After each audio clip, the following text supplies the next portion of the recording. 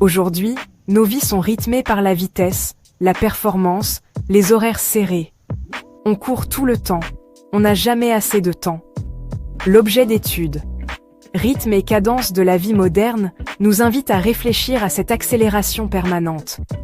Est-elle vraiment bonne pour nous? Est-ce qu'on peut y échapper? Les œuvres du programme montrent différentes façons de vivre ou de subir le rythme moderne.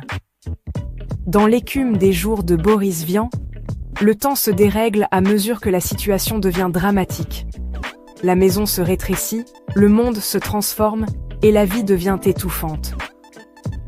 C'est une façon originale de parler de la pression du quotidien et du poids des émotions. Dans Courir, Jean Echenoz raconte la vie du coureur Emil Zatopek, dont le rythme de vie est littéralement dicté par la course. Mais derrière la performance sportive, on sent aussi la solitude, la souffrance et la pression du système. Leila Slimani, dans Le parfum des fleurs la nuit, raconte une nuit de réflexion, dans un musée à Venise. Elle y parle de lenteur, d'introspection, du besoin de s'arrêter pour mieux se retrouver. C'est une pause dans le bruit du monde.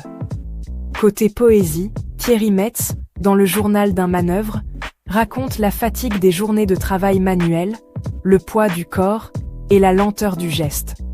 James Sacré, lui, évoque dans Figures qui bougent un peu des moments simples, parfois flous, mais chargés de vie, à contre-courant de la précipitation moderne.